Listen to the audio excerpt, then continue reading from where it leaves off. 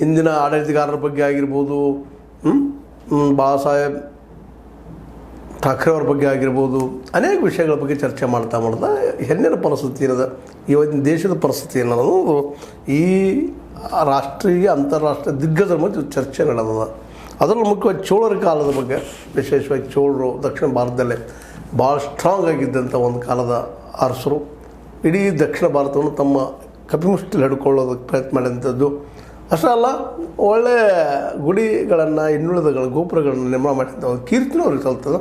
But ಆ ಒಂದು ಹಿನ್ನೆಲೆಯಲ್ಲಿ ಅವರು ನಾವು ಮೆಚ್ಚಿದರೂ ಸಹ ಜನಸಾಮಾನ್ಯರ ಶೋಷಣೆ ಆ ಕಾಲಕ್ಕೂ ನಿಂತಿರಲಿಲ್ಲ ಅನ್ನುವಂಥ ಮಾತು ವ್ಯಕ್ತ ಆಗಿದೆ. ಅದರಲ್ಲೂ ಮುಖ್ಯವಾಗಿ ಈ ದಬ್ಬಾಳಿಕೆ ಅನ್ನುವಂಥದ್ದು, ದಬ್ಬಾಳಿಕೆ ಅನ್ನೋದು ಯಾವತ್ತೂ ಇತ್ತು, ಇವತ್ತು ಅದ. ಹೆಣ್ಣಿನ ಶೋಷಣೆ ಯಾವತ್ತೂ ಇತ್ತು, ಇವತ್ತು ಶೋಷಣೆ ನಡೀತದೆ. ಅದು ರೂಪಗಳು ಸ್ವಲ್ಪ ಬದಲಾಗಿದ್ದಾವೆ. ಆವತ್ತಿನಿಂದ ಇವತ್ತೊಂದು ರೀತಿ ಇನ್ನೊಂದು ಮುಖದಿಂದ ಹೆಣ್ಮಕ್ಳು ಶೋಷಣೆ ನಡೀತಾ ಇದೆ ಅನ್ನುವಂಥ ಮಾತುಗಳು ಸಹಿತ ವ್ಯಕ್ತ ಆಗಿದ್ದಾವೆ. ಅದರಲ್ಲೂ ಮುಖ್ಯವಾಗಿ ನಮ್ಮ ನಟ, ನಿರ್ಮಾಪಕ, ನಿರ್ದೇಶಕ ಅಮೋಲ್ ಪಾಲೇಕರ್ ಅವರು ವಿಶೇಷವಾಗಿ ಹೆಂಗಿದ್ರಪ್ಪ ಅಂತಂದರೆ, ಮುಂಬೈಯಲ್ಲೇ ಒಂದು ಅಂತಾರಾಷ್ಟ್ರೀಯ ಸಿನಿಮಾ ಒಂದು ಉತ್ಸವ ಆದಾಗ ಬಾಳಾಸಾಹೇಬ್ ಠಾಕ್ರೆ ಅವ್ರನ್ನ ಕರೀಲಾರದಕ್ಕೆ ಸಿಟ್ಟು ಮಾಡ್ಕೊಂಡಿದ್ರು. ಅದು ನಮ್ಮ ಬಗ್ಗೆ ಒಂದು ತಪ್ಪಾಗಿ ಮಾಡ್ಕೊಂಡಿದ್ರು. ಅಂದರೆ ಇವತ್ತಿಗೂ ಅದ ಮನಸ್ಥಿತಿ ಅದ. ನಾವು ರಾಜಕಾರಣಿ ದೊಡ್ಡವರು, ರಾಜ್ಯತ್ವ ದೊಡ್ಡದು ಅನ್ನುವಂಥ ಮಾತು ಅವ್ರಲ್ಲಿದಾವೆ ಅನ್ನೋಂಥ ಮಾತನ್ನು ಹೇಳಿದ್ದಾರೆ ತಮ್ಮ ಚರ್ಚೆಯಲ್ಲಿ.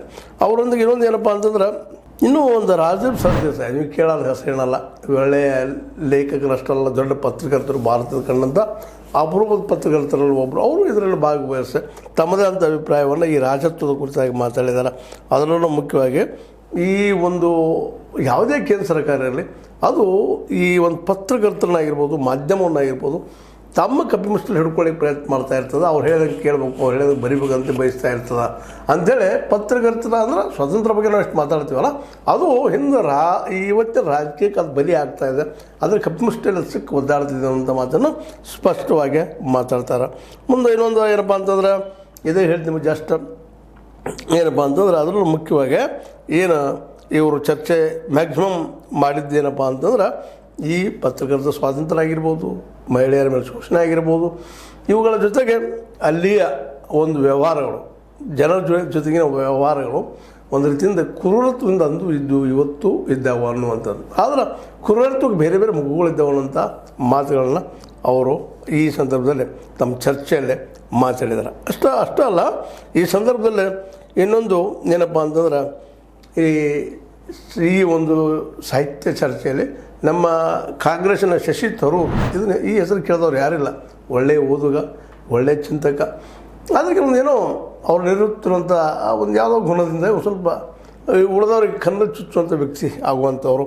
ಅವರು ಏನು ಹೇಳ್ತಾರಪ್ಪ ಅಂದ್ರೆ, ಅದು ಪುರುಷಾರ್ಥದ ಮೇಲೆ ಚರ್ಚೆ ಮಾಡ್ತಾ, ಪುರುಷಾರ್ಥಗಳ ಬಗ್ಗೆ ಚರ್ಚೆ ಮಾಡ್ತಾ ಏನು ಹೇಳ್ತಾರಪ್ಪ ಅಂತಂದ್ರೆ, ಹಿಂದುತ್ವಕ್ಕೆ ನಾನಾ ಮುಖಗಳಿವೆ.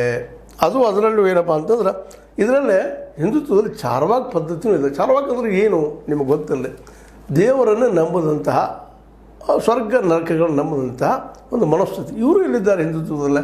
ಕೇವಲ ಹಿಂದೂಗಳಂದರೆ ಇವತ್ತು ಜೈ ಶ್ರೀರಾಮ್ ಅಂತ ಹೇಳೋರಷ್ಟು ಹಿಂದೂಗಳಲ್ಲ, ಇವೆಲ್ಲರೂ ಒಳಗೊಂಡಂಥದ್ದು ಇಲ್ಲದ ವೈವಿಧ್ಯಮಯತೆ ಇಲ್ಲದ ಅನ್ನೋಂಥ ಮಾತನ್ನು ಹೇಳ್ತಾ, ಅವರದಂಥವ್ರು ಏನಪ್ಪ ಅಂದ್ರೆ, ಇಲ್ಲೇ ಇವತ್ತಿನ ಹಿಂದೂಗಳು ಹೆಂಗಾಗಿದ್ದಾರಪ್ಪ ಅಂದ್ರೆ, ಜಯ ಶ್ರೀರಾಮ್ ಅಂತ ಹೇಳೋದಿದ್ದಾರೆ, ಅವ್ರು ತಲೆ ಹೊಡಿತೀನಿ ಅನ್ನೋಂಥ ವಿಚಾರಕ್ಕೆ ಬಂದು ನಿಂತಿದ್ದಾರೆ.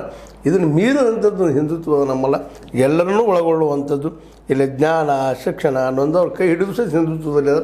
ಹಿಂದುತ್ವದಲ್ಲಿ ಕೇವಲ ಶ್ರೀರಾಮನ ಜೈ ಎನ್ನುವಂಥವ್ರಾಗಿರಿ ಅಥವಾ ಒಂದು ಸಂಕುಚಿತ ಮನಸ್ಥಿತಿ ಅವರು ಅಷ್ಟೇ ಅಲ್ಲ ಅನ್ನುವಂಥ ಮಾತನ್ನು ಶಶಿ ತರೂರ್ ಅವರು ಹೇಳಿ ಪ್ರಯತ್ನ ಮಾಡ್ತಾರೆ. ಹಂಗೆ ಇನ್ನೊಂದು ಕಡೆ RSS ಬಗ್ಗೆ ಹಿಂದೋಳ್ ಸೇನ್ ಗುಪ್ತಾ ಅನ್ನುವಂಥವ್ರು ಮಾತಾಡ್ತಾ RSS ಮತ್ತು BJP ಒಳಗೆ ಉತ್ಪತ್ತಿ ಆಗುತ್ತದೆ ಹಿಂದುತ್ವ ಅನ್ನುವಂಥದ್ದು, ಹಿಂದೂ ಧರ್ಮ ಅನ್ನೋದು RSS ಅಥವಾ ವಿಶ್ವ ಹಿಂದೂ ಪರಿಷತ್ತಲ್ಲಿ ಅಲ್ಲೇ ಹುಡ್ತದೇನೋ, ಅದು ಬಿಟ್ಟು ಬೇರೆ ಕಡೆ ಇಲ್ಲ ಇರುವಂಥ ಪ್ರಶ್ನೆಯನ್ನು ಮಾಡಿದ್ದಾರೆ. ಇದಕ್ಕೆ ಹಿಂದುತ್ವಕ್ಕೆ ಮತ್ತು ಬೇರೆ ಮೂಲಗಳು ಇಲ್ಲೇನು ಅನ್ನೋಂಥ ಮಾತನ್ನು ಮಾತಾಡಿದ್ದಾರೆ.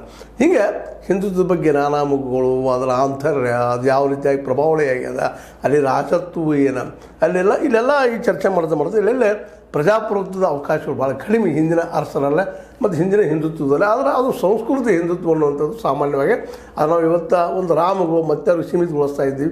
ಇದು ತಪ್ಪು ಅನ್ನೋಂಥ ಮಾತನ್ನು ಆ ಚರ್ಚೆಯಲ್ಲೇ ವ್ಯಕ್ತಪಡಿಸಿದ್ದಾರೆ ಹಿಂದೋಳ್ ಸೇನ್ ಗುಪ್ತಾ ಅನ್ನುವಂಥವ್ರು. ಮುಂದೆ ಅದ್ರ ಜೊತೆಗೆ ಇವತ್ತು ಕೆಲವು ರಾಜಕೀಯ ಪಕ್ಷಗಳು ಅಂದರೆ ವಿಶೇಷವಾಗಿ ಬಿ ಜೆ ಪಿ ಮೇಲೆ ಅವರ ಆರೋಪ ಇತ್ತು. ಏನಪ್ಪ ಅಂತಂದ್ರೆ ಇದನ್ನು ತಮ್ಮ ರಾಜಕೀಯಕ್ಕಾಗಿ ಬಳಸ್ಕೊಳ್ತಾ ಇದ್ದಾರೆ, ಇದರಿಂದ ಇಲ್ಲಿ ಸಾಂಸ್ಕೃತಿಕ ಒಂದು ಮೌಲ್ಯ ಕಡಿಮೆ ಆಗ್ತಾ ಇದೆ ಹಿಂದುತ್ವದಲ್ಲಿ ಅನ್ನುವಂಥ ಮಾತನ್ನು ಅವರು ವ್ಯಕ್ತಪಡಿಸಿದ್ದಾರೆ. ಮತ್ತು ಇನ್ನೊಂದು ಮಾತನ್ನು ಭಾಳ ಸ್ಪಷ್ಟವಾಗಿ ಮತ್ತು ಅಷ್ಟೇ ಜಾನಕಿ ಭಾಕಳೆ ಅನ್ನುವಂಥವ್ರು ಭಾಳ ಸ್ಪಷ್ಟವಾಗಿ ಹೇಳ್ತಾರೆ, ಸಾವರ್ಕರ್ ಅವರು ಮೂಲಭೂತವಾದಿ ಆಗಿರಲಿಲ್ಲ ಅಂಥೇಳಿ. ಯಾಕಂದ್ರೆ ಅದು ಯಾಕಾಗಿರಲಿಲ್ಲ ಅಂದ್ರೆ ಅವರು ಪ್ರಾದೇಶಿಕತೆ ಪೂರ್ವಗ್ರಹ ಪೀಡಿತರಾಗಿದ್ರು ಮೂಲಭೂತವಾದಿ ಆಗಿರಲಿಲ್ಲ. ಮತ್ತು ಅವತ್ತು ಆ ಹಿಂದೂಗಳು ಅಥವಾ ಸನಾತನಗಳು ಅವರನ್ನು ಎದುರಿಸ್ತಾ ಇದ್ದರು, ವಿರೋಧಿಸ್ತಾ ಇದ್ದರು ಅನ್ನೋಂಥ ಮಾತನ್ನು ಇವತ್ತು ಹೇಳ್ತಾ ಇದ್ದಾರೆ. ಅಂದ್ರೆ ಈ ಗೋ ಮಾಂಸವನ್ನು ಅವರು ತಿಂದರು ಅನ್ನೋಂಥ ವಾದವನ್ನು ಅವ್ರು ಮಾಡ್ತಾ ಇದ್ದಾರೆ. ಏನಾದರೂ ಇರಲಿಲ್ಲ, ಇವತ್ತಿನ ಸಾವರ್ಕರ್ ಬಗ್ಗೆ ಆಗಿರ್ಬೋದು ಅಥವಾ ಸಾವರ್ಕರ್ ಬಗ್ಗೆ ಆಗಿರ್ಬೋದು ಅಥವಾ ಇದರ ಹಿಂದಿನ ಅನೇಕ ಘಟನೆಗಳ ಬಗ್ಗೆ ಆಗಿರ್ಬೋದು ಭಾಳಷ್ಟು ಬೇರೆ ಬೇರೆ ಮುಖಗಳ ಚರ್ಚೆ ಇಲ್ಲಿ ಆಗ್ಯದ. ಈ ಜೈಪುರ ಸಾಹಿತ್ಯ ಉತ್ಸವದಲ್ಲೇ ಜೈಪುರ ಲಿಟ್ರೇಚರ್ ಏನು ಇವೆಂಟ್ ಅದ ಅಲ್ಲೇ ಭಾಳಷ್ಟು ತಮ್ಮ ವಿಚಾರಗಳನ್ನು ಮತ್ತು ದಕ್ಷಿಣ ಭಾರತದ ಅಂದಿನ ರಾಜಕೀಯ ಜೀವನವನ್ನು, ಅಲ್ಲಿಯ ಗುಡಿ ಗೋಪುರಗಳ ಬಗ್ಗೆ, ಸಾಂಸ್ಕೃತಿಕ ವಿಚಾರಗಳ ಬಗ್ಗೆ, ಅದೇ ಕಾಲಕ್ಕೆ ರಾಜತ್ವದ ಪ್ರಭುತ್ವದ ಬಗ್ಗೆ, ಇವತ್ತು ಪ್ರಜಾಪ್ರಭುತ್ವದ ಒಂದು ಮುಖವಾಡದ ಬಟ್ ಒಳಗೆ ಮಾತ್ರ ಏನದಪ್ಪ ಅಂತಂದ್ರೆ ಅದ್ರೊಳಗೆ ಇಲ್ಲಿ ಇನ್ನೂ ಏನಪ್ಪ ಅಂದ್ರೆ ರಾಜತ್ವದ ಒಂದು ಪ್ರಭಾವಗಳಿದ್ದಾವೆ. ಹೀಗಾಗಿ ಈ ಒಂದು ಆಡಳಿತದಲ್ಲಿಯ ಒಂದು ಏನಪ್ಪ ಅಂತಂದ್ರೆ ಅವರು ಟೀಕಾ ಮಾಡಲಿಕ್ಕೆ ಹೊರಟ್ರೆ ಅಥವಾ ರಾಜಕೀಯ ಪಕ್ಷಗಳ ಬಗ್ಗೆ ವಿರೋಧ ಮಾಡಲಿಕ್ಕೆ ಹೊರಟ್ರೆ ಇವತ್ತು ಸಹಿತ ಮಾಧ್ಯಮಕ್ಕೆ ಮತ್ತು ಪತ್ರಿಕೆಗಳಿಗೆ ಸಹಿತ ಧಮಕಿ ಬರುವಂಥದ್ದು, ನಮ್ಮ ತೊಂದರೆ ಕೊಡುವಂಥದ್ದು ನಾವು ನೋಡ್ತಾ ಇದ್ದೀವಿ. ಹೀಗಾಗಿ ನಮಗೆ ಸ್ವತಂತ್ರ ಇವತ್ತೂ ಸಿಕ್ಕಿಲ್ಲ ಅನ್ನುವಂಥ ಅಭಿಪ್ರಾಯನೂ ಅಲ್ಲೆಲ್ಲ ಸೇರಿದಂಥ ವಿದ್ವತ್ ಜನ ವ್ಯಕ್ತಪಡಿಸ್ತಾ ಇದ್ರು. ಒಳ್ಳೆಯ ಚರ್ಚೆ ಆ ಜೈಪುರ ಉತ್ಸವದಲ್ಲಿ ನಡೀತಾ ಇದೆ, ಲಿಟ್ರೇಚರ್ ಉತ್ಸವದಲ್ಲೇ.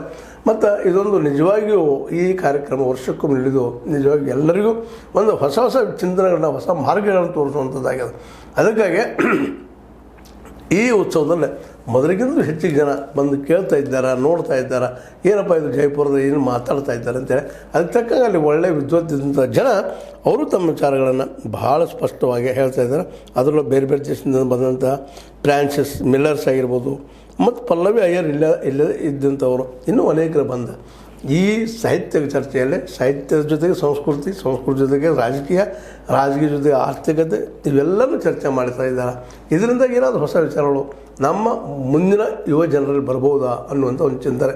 ಯಾಕಂದ್ರೆ ಇದು ಬಹುತ್ವದಿಂದ ಕೂಡಿದಂಥ ಈ ದೇಶ ಕೇವಲ ಒಂದೇ ಅಲ್ಲ, ಇದು ಕೇವಲ ಮುಸಲ್ಮಾನರ ದೇಶ ಅಲ್ಲ, ಇದು ಹಿಂದೂಗಳದ್ದು ದೇಶ ಅಲ್ಲ, ಇದು ಕ್ರಿಶ್ಚಿಯನ್ರದ್ದು ಅಲ್ಲ, ಇದು ಇನ್ನುಳಿದ ಪಾರ್ಸಿಗಳದ್ದೆಲ್ಲ, ಇದೆಲ್ಲರ ಕೂಡಿದ್ದಂಥ ವೈವಿಧ್ಯತೆಯಲ್ಲಿ ಏಕದಿದ್ದಂಥ ಅನ್ನುವಂಥ ವಿಚಾರಗಳನ್ನು ಈ ಸಭೆ ಮೂಲಕ ಜನರಿಗೆ ತಿಳಿಸ್ತಾ ಜನರನ್ನು ಜಾಗೃತಿಗೊಳಿಸುವಂಥ ಪ್ರಯತ್ನ ಮಾಡ್ತಾ ಇದ್ದಾರೆ ಅವರು.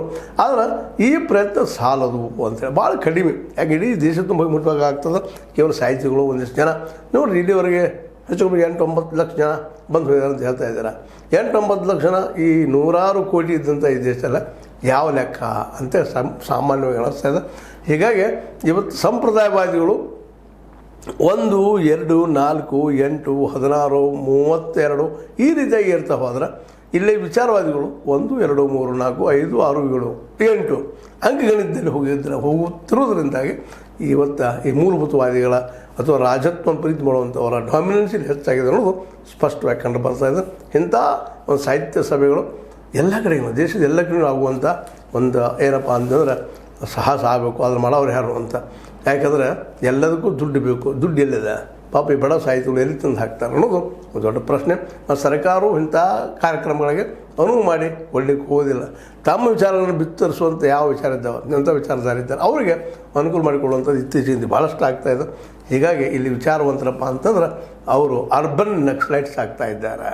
ವಿಚಾರವಂತರು, ಬಡತನ ಬಗ್ಗೆ ಮಾತಾಡುವವರು, ಹಸುವಿನ ಬಗ್ಗೆ ಮಾತಾಡುವವರು, ಅವರಿಗೆಲ್ಲ ಪರಿಹಾರ ಬೇಕನ್ನುವರು ಇವರೆಲ್ಲ ನಗರದ ನಕ್ಸಲೈಟ್ಗಳು ಅಂಥೇಳಿ ಕರಿತಾ ಇದ್ದಾರೆ. ಏನೋ ಆಗಲಿ ಈ ಒಂದು ಜಯಪುರದ ಈ ಸಾಹಿತ್ಯ ಉತ್ಸವ ಒಂದು ಹೊಸ ದಿಕ್ಕನ್ನು ಸೂಚಿಸ್ಬೋದಾ ನಮಗೆಲ್ಲರಿಗೂ ಮತ್ತು ನಮ್ಮನ್ನೆಲ್ಲ ಜಾಗೃತಿ ಮಾಡ್ಬೋದಾ ಅಂತ ಹೇಳ್ತಾ ಇದು ನಿಮಗೆ ಲೈಕ್ ಆಗಿರ್ಬೋದು. ಲೈಕ್ ಮಾಡಿ, ಶೇರ್ ಮಾಡಿ, ಕಮೆಂಟ್ ಮಾಡಿ, ಜೊತೆ ಸಬ್ಸ್ಕ್ರೈಬ್ ಸಿಗೋಬೇಡ್ರಿ. ಯಾಕಪ್ಪ ಅಂತಂದ್ರೆ ಇದು ಸತ್ಯದ ಕೈಗಾರಲಿ ಅನ್ನೋದು ಮತ್ತೆ ಹೇಳ್ತಾ ನಾನು ಮತ್ತೆ ಮುಗಿಸ್ತಾ ಇದ್ದೀನಿ. ವಂದನೆಗಳು.